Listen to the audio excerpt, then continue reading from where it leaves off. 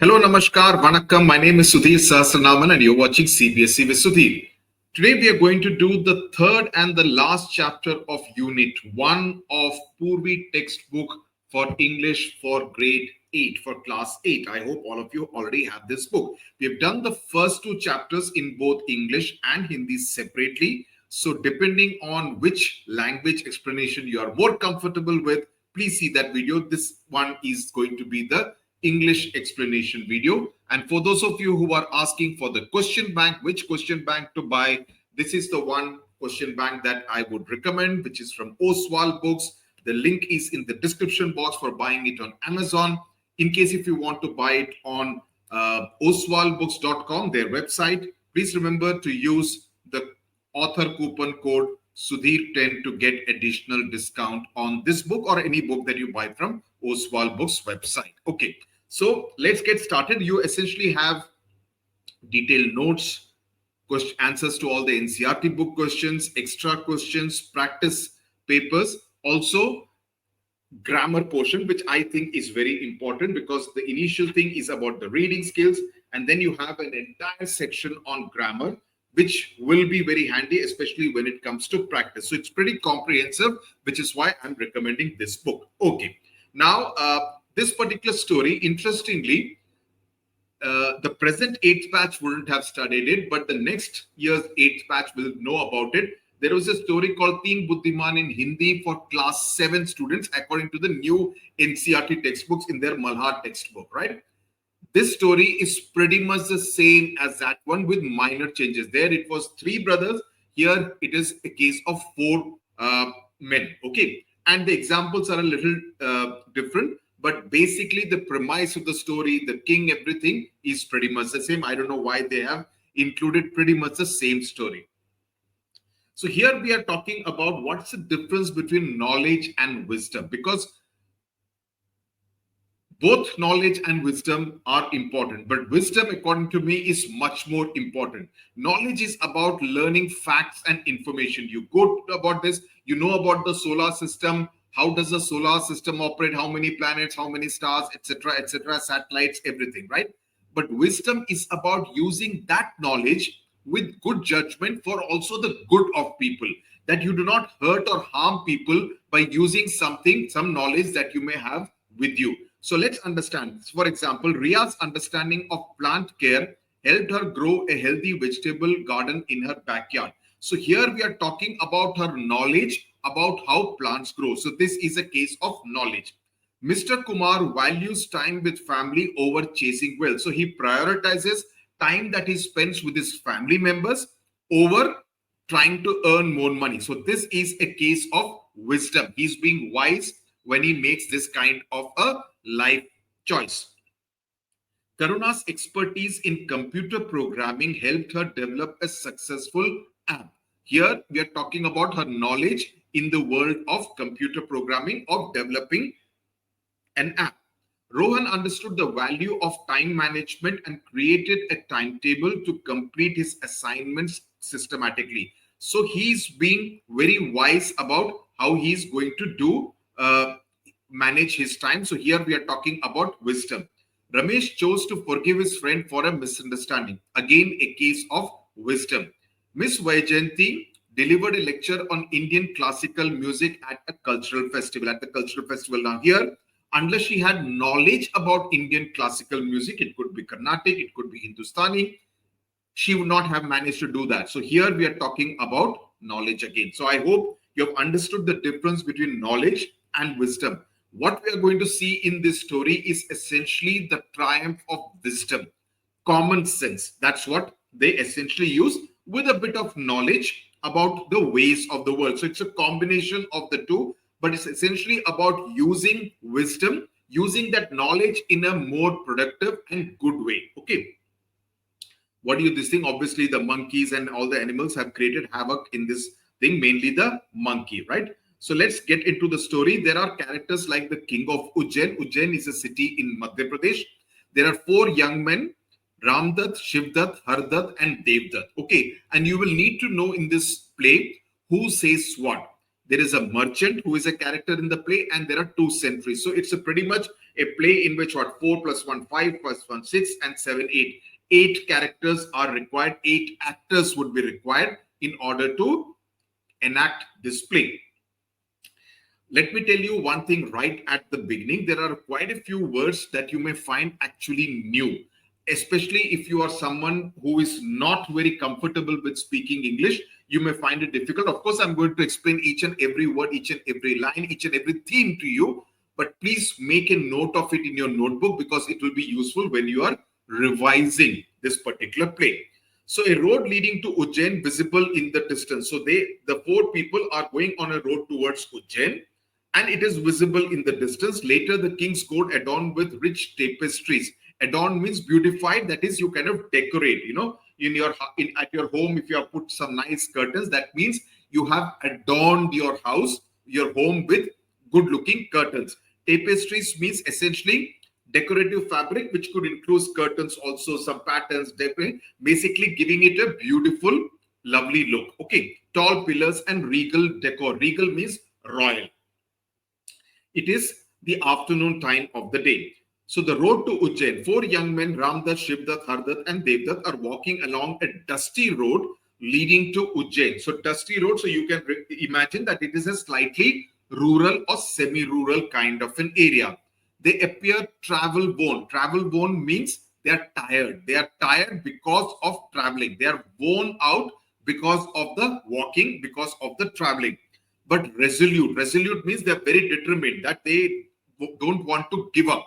Their eyes fixed on the city. They want to reach Ujjain that looms ahead, that the city is ahead of them. Looms ahead means it is something which they will reach in due course of time. The sun is high because it is midday, and the distant noise of the bustling city. Bustling city means it's a busy city with a lot of activity taking place, which is why there is a lot of hustle bustle in the city, and they can hear the sound from a distance, which means they are pretty close to the city but not yet got into the city as yet, but they can hear it faintly. So you can see these 4 men walking towards Ujjain. Ramdat wiping his brow because it is midday. He's feeling very hot and he's obviously sweating. We have journeyed far from home. So their home is obviously very far from where they are walking towards Ujjain, perhaps taking many days. Yet the prospect of work, of finding work, still eludes us. Eludes means they're finding it difficult to find work. It is something which they still haven't managed to get. Hardat says, how long has it been since we left our village?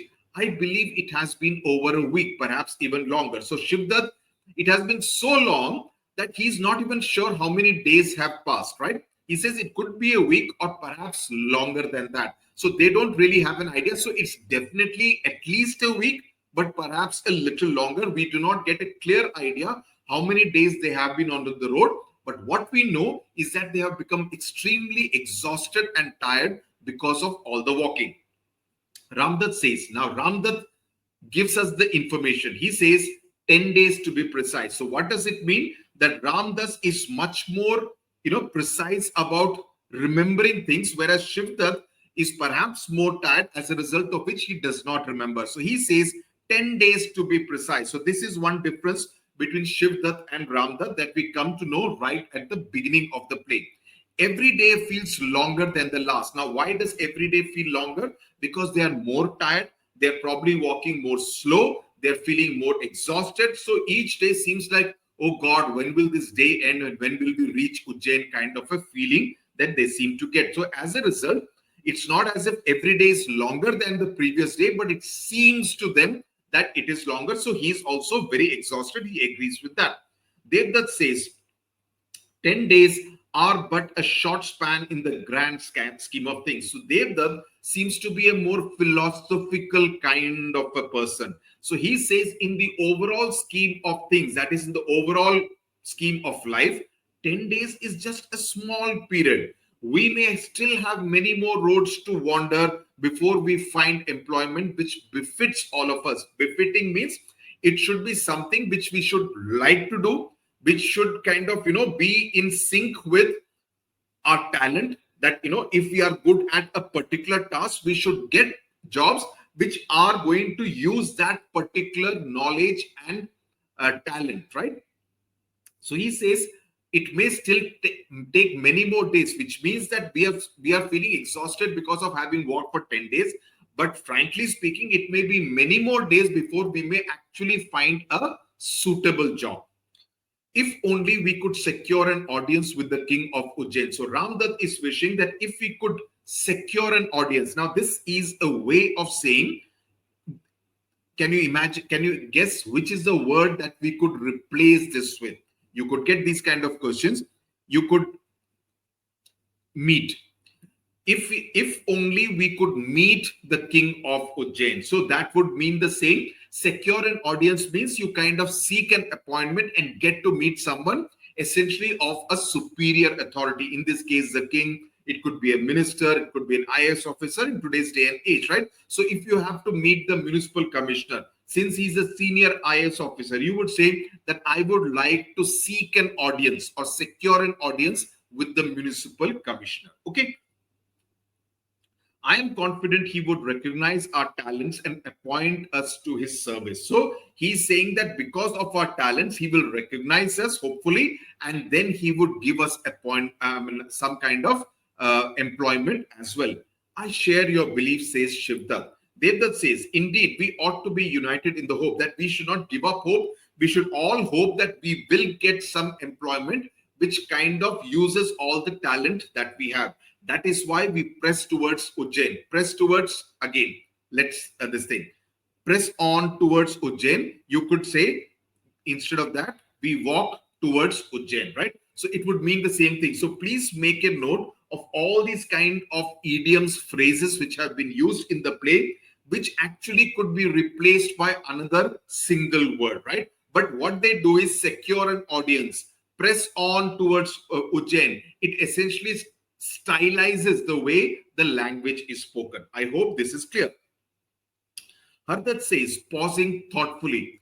Gaining. Now, pausing thoughtfully means he's thinking. He's not saying anything, but he's thinking. And then he says, gaining an audience with the king is no simple task. Securing an audience, seeking an audience, gaining an audience. Gain means hasil karna, that they gain something, which means in this case, to meet the king. So gaining an audience with the king is no simple task. Is no simple task. Again, how would you could have changed this simple task? Is not easy. Okay. Or you could have just said is difficult. Is not something which can be easily done, right? We need to devise a strategy. Devise means we need to think of a strategy. We need to plan a strategy whereby we would get to meet the king of Ujjain. Devdutt says, let us reach the city gates first, because the city is still at a distance.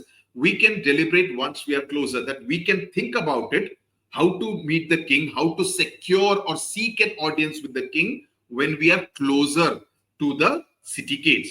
As they walk, Ramdat notices something on the ground. Shivdat says, look there, friends, a camel has passed this way. The tracks are fresh. So he says, through this way, a camel has passed because the tracks, the footprints are pretty fresh. The tracks is referring to the footprints out here. Okay. Ramdat is also studying the footprints closely. Yes, let us observe them as we continue. This may tell us more than meets the eye. Now, another free idiom which has been used tells us more than meets the eye. In fact, I think there are a couple of idiom related videos I have done on this channel. Please have a look at them. You may find them useful. Okay. They may tell us more than meets the eye. More than meets the eye means they may tell us more than what we are seeing. There may be a story in the tracks, in the footprints of this camel, and there may be more details that we may need to know. So what we are seeing is only the footprints, but there may be a story behind this. So there is more than what meets the eye. For example, you see something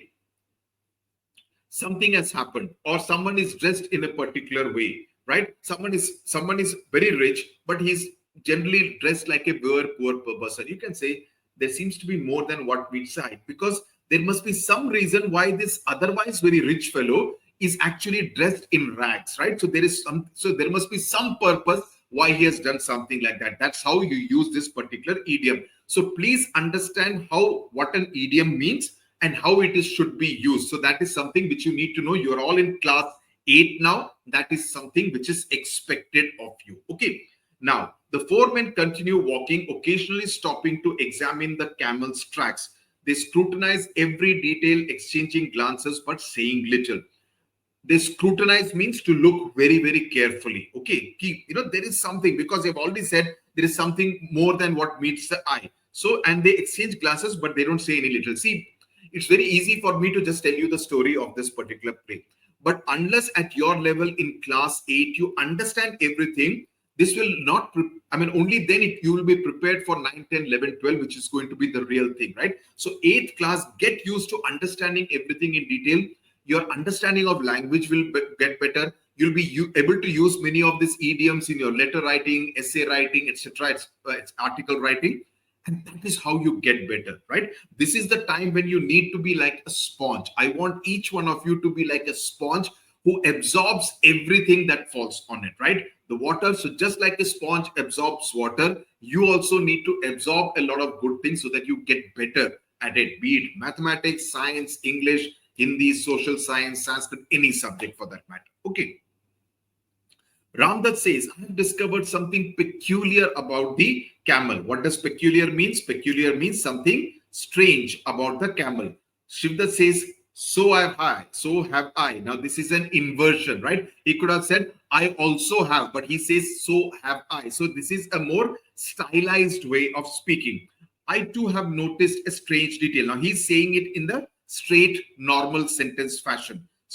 Devdas says, smiling, it seems each of us has learned something unique, yet I believe my discovery is unlike any of yours. That what I have discovered, I don't think any of you three have discovered. So Hardat says, let's rest beneath a large tree and share our findings. But wait, someone approaches in haste. In haste means, in a hurry, right? Jaldbazi mein. Shivdat peering ahead, he's peering ahead, looking ahead. It appears to be a merchant running as if he's pursued by trouble. Pursued means chased by trouble, as though he's very troubled. He seems to be in some kind of great worry. Ramdas says, a merchant indeed, and judging by his countenance. Now, this is definitely going to be a new word for each one of you. Countenance means facial expression. His countenance showed that he is looking very, very happy. His countenance shows that he's looking very angry, right? So judging by his facial expression, he has lost something of great value. Maybe this camel belonged to him, which he has lost, and that's why he's looking so worried. The merchant, panting and distressed. Distressed means obviously very worried and anxious. Reaches this group of four men. He pauses to catch his breath and then addresses them anxiously when his breathing is a little more normal. He says, good day, kind sirs, good day, brother. I seek your help. My camel has gone astray. Astray means it has kind of deviated from the path on which it was supposed to go, and it has gone somewhere else. Have you by any chance seen it? Ramdas says, is your camel lame in one leg by any chance? Means out of the four legs, one leg is not okay, which means that he's lame in one leg. Merchant says, and he's surprised. Yes, sir, he is. It is. Is it also blind in the right eye? Right? Precisely. It is blind in one eye, the right one, as you say. So merchant is kind of agreeing with the two revelations made by Ramdat and Shivdat. Then Hardat says, and does it have a short tail? Merchant is astonished. He's shocked. You describe it perfectly. Yes, it has a short tail. Then Devdat says, tell me, sir, has it not been suffering from a pain in the stomach? Which means that, confirm to me that hasn't it been suffering from a stomach ache? The merchant is taken aback, means he's very shocked. How could you possibly know that? The poor creature has been unwell for 2 weeks now. Surely you are a healer, which means you are a physician who can take care of and heal animals like a camel. I will gladly pay your fee if you can cure it of its stomach pain. But tell me, where is my camel? Ramdas says, we regret to inform you that we do not know where it is. We have no idea where your camel is. Shivdat says, we have not seen your camel, not even once. The merchant is indignant. Indignant means he's angry. He's annoyed.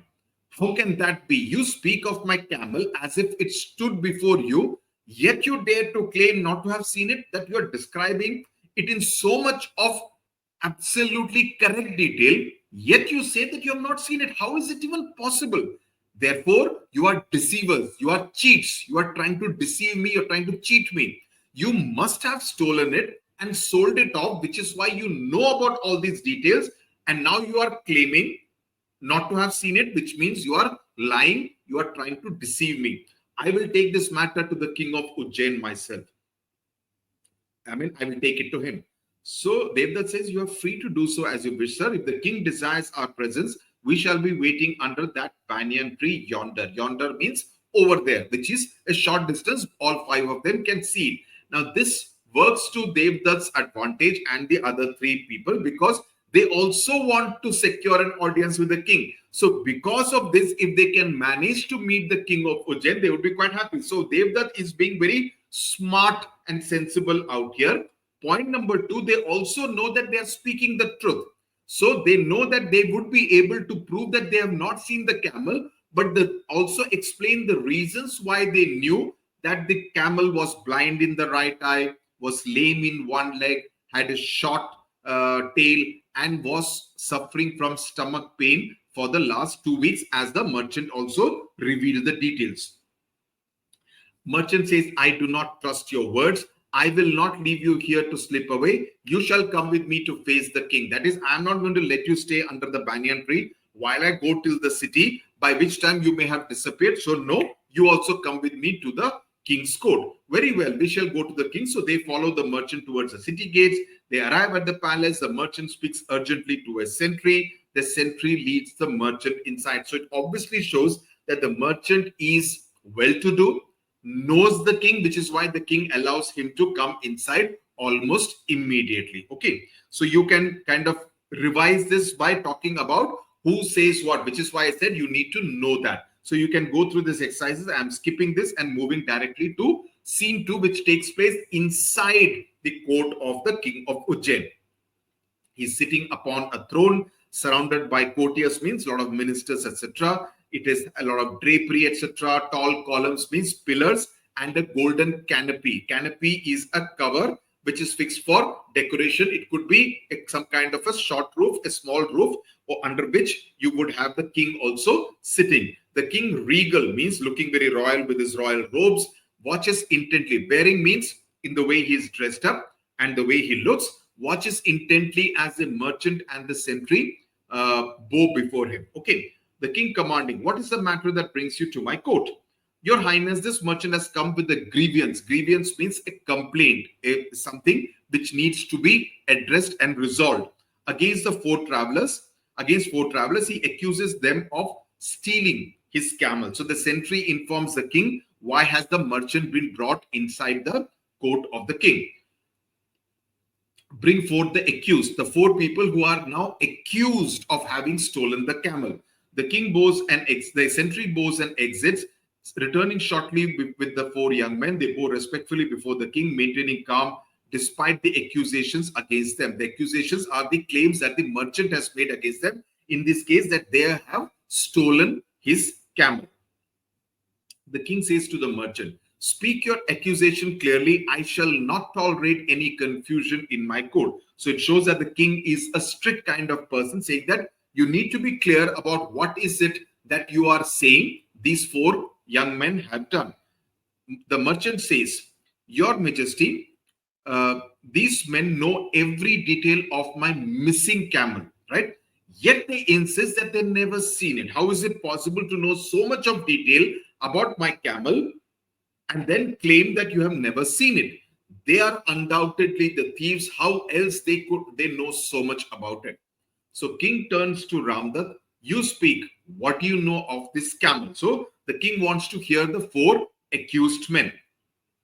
Ramdutt says, Your Highness, I discovered that the camel is lame in one of its legs. And how did you deduce this? Deduce also, my guess is that it would be a new word for it. Deduce means to determine by reasoning, that you use logical reasoning as a result. For example, in a science experiment, You see the observations, say, let's in the three beakers, like you have been doing in the curiosity textbook, the different activities, right? So you see in the observations, and because of the observation, you deduce, which means you arrive at a conclusion based on the observations that you have made. So the word you use is deduce. So Ramdat says, from the tracks on the field, I observed that only 3 feet left distinct impressions, which means the three legs left very firm impressions, footprints, tracks on the ground. But the fourth leg was very faint, which means it was not touching the ground properly, which means only when there is a limp of the feet, it would not touch the feet at the ground properly. And therefore, he came to the conclusion that the camel's one leg will be lame. It did not have all four legs proper. So the pattern of the tracks told the tale of a creature struggling to bear its weight evenly, that all the four legs did not land at the same time on the ground. The king nodding thoughtfully. Okay, impressive observation. So he likes the way Ramdat has arrived at that conclusion based on his observation, which shows that he had a very keen observation. You have sharp eyes indeed. Sharp eyes means he's not kind of talking about his eyesight, but the fact that you are a keen observer, that you are observing something so closely. Then he turns to Shivdat. He says, what about you? What did you discern about this camel? Discern means again to notice something. It is closer to deduce, but not to the same. Deduce is to arrive at a conclusion. Discern is to see something. What did you notice? Shivdat says, I observed that the camel was blind in its right eye, Your Majesty. And how did you arrive at this conclusion? How did you deduce this, right? So Shivdat says, it had nibbled, means it had eaten only the foliage. Foliage is the green leaves, etc. The plants only on the right-hand side, to the left of the road. But the right-hand side of the road was untouched. Nothing had been eaten there. Only the left-hand side plants and leaves had been nibbled at. So, some leaves would be half eaten kind of thing. So Shivdat had observed that, based on which he was saying that I think that the camel was blind in its right eye. The leaves of the right hung undisturbed, as if he had not even seen that side. And from this, I deduced that it could not see with its right eye, right? So it's a great conclusion, though sometimes I think you may be only looking to the left-hand side. When you're driving, you may be seeing left-hand side. You may not see some buildings which may come on the right side. Doesn't mean that you're blind. So I would think this was a bit of a risky conclusion. But anyway, this is what he has gone with. The king smiles. Well reasoned indeed. Such detail is not easily noticed by a casual traveler, right? Which means that you are kind of extremely observant. How do you spell observant? This is a word that you can use in your answers also.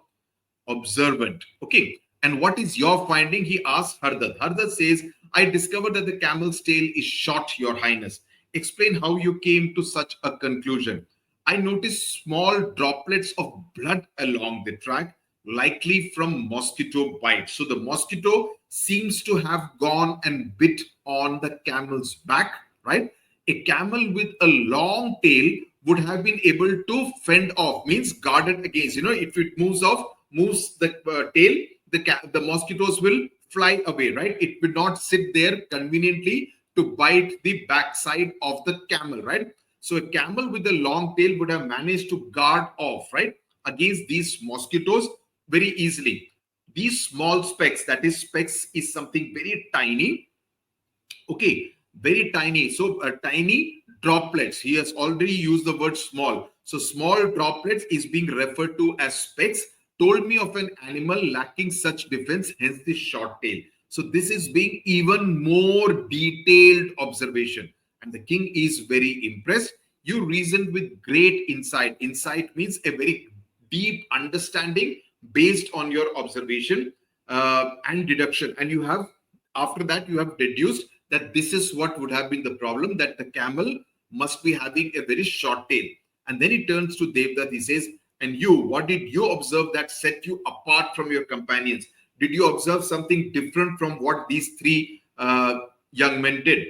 Devdutt says, I noticed, your majesty, that the prints of the camel's 4 feet, that is the front 2 feet, were deep and clear, while those of the sound hind feet were faint. Okay, now this is a little strange, because the first person has said that only one of his legs was lame, but here he's referring to them as sound. Sound here does not mean sound, it means healthy. You say, no, I am safe and sound. That is, you're safe and sound means you're healthy, right? So sound, health, feet, feet. So he's talking about both the feet behind. Okay, both the feet at the hind feet.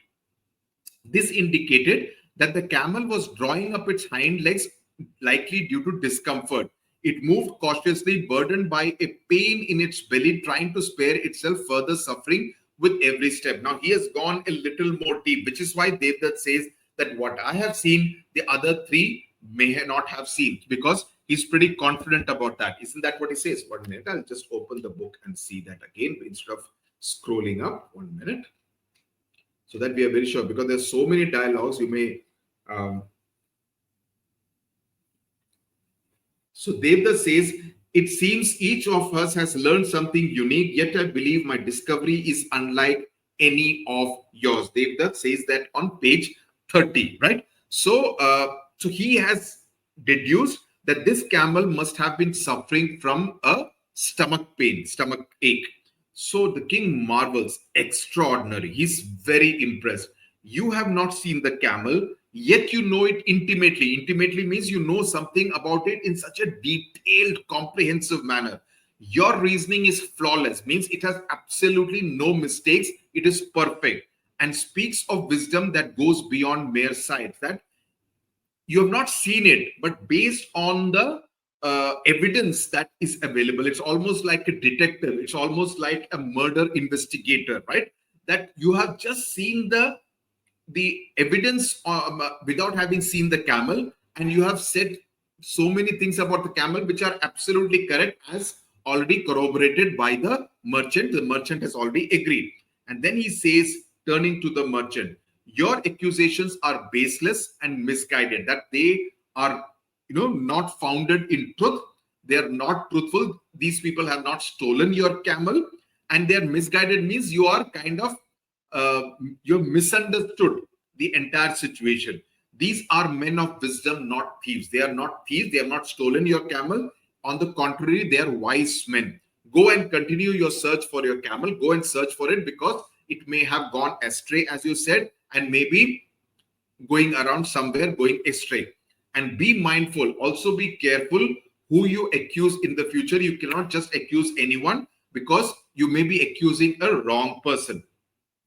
In this case, 4 wrong men. So the merchant is chastened. Chastened means he felt sorry because of the scolding by, none other than the king. And he's also embarrassed at the mistake he made. He bows deeply and exits. His face is red with shame. He's very embarrassed and ashamed of what he had done. The king turns to the 4 men and he says, you have demonstrated remarkable intelligence and the ability to see beyond the obvious. Now, what does this mean? What is obvious, you are able to see even beyond that, right? What is not right there in front of your eyes. The camel was, if someone sees the camel and then says all these 4 things, then it's no big deal. But without seeing the camel, you have been able to see beyond the obvious. So therefore, you have remarkable intelligence, and such minds of such people are very rare to get, such wise men. And therefore, you will be highly valued if you become part of my court. So I invite you to become my advisor. So because you will be able to advise me correctly on different issues. Your counsel means advice. Whatever advice you will give shall guide my decisions. Counsel is advice. Don't confuse it with counsel. Counsel is a group. Shall guide my decisions, and your wisdom shall be a beacon for my kingdom. Beacon means a guiding light. Now, this is again a new word for many of you. It will be a beacon, like, the teacher was like a beacon for his or her students, right? So which means like a guiding light for the students. So your advice, your wisdom, your intelligence will be like a guiding light for my kingdom, so that I take the right decisions, intelligent, sensible decisions. What do you say to my offer? So Ramdat steps forward. He says, Your Highness, it's an honor we had not dared to dream of. Now, they did want employment, but even they had not, and they wished to meet the king, but they did not think that they will meet him like this as for accused. And they had not dreamt that they would get employment as advisors to the king of Ujjain himself. So that is something which they had not even dreamt of. So Shivdat says, we are humbled and deeply grateful for your trust in our abilities. Humble means, that you think so highly of us, that you think we are very intelligent, and we are very grateful that you have reposed so much of trust in our abilities that we would be able to give you the right kind of advice always. So Hardat says, to serve a wise and just ruler. Just means someone who does the right things, who is committed to the path of justice. Like you is a privilege we accept with all our hearts, right? Also, please remember, when you speak, accept is ACCPEPT. Accept is ECCEPT, right? So the pronunciation you have to be careful of.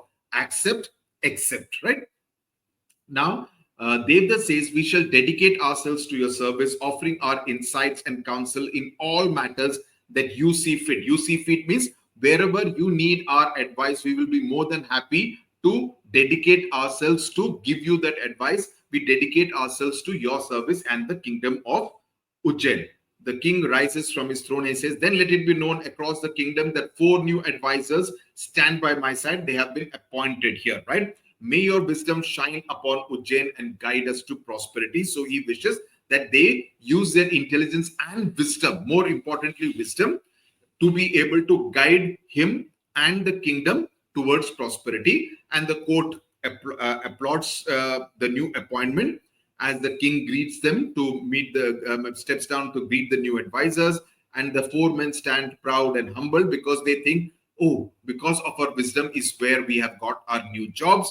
Their journey has been fulfilled in a manner that they had never anticipated. Means they had never thought that their journey will kind of end like this, with them getting the kind of employment that they had never ever imagined. Anticipated means that they never thought of. Okay, thank you very much. With this, we come to the end of this play. We will do the questions, etc. later. But with this, we have done the explanation videos in English of all the 3 chapters of Unit 1. Okay, thank you very much. We will now move to Unit 2, where the first story will be that of Major Somnath Sharma. Tata, bye-bye, namaskar. Share the videos and subscribe to CBSE with Sudhir.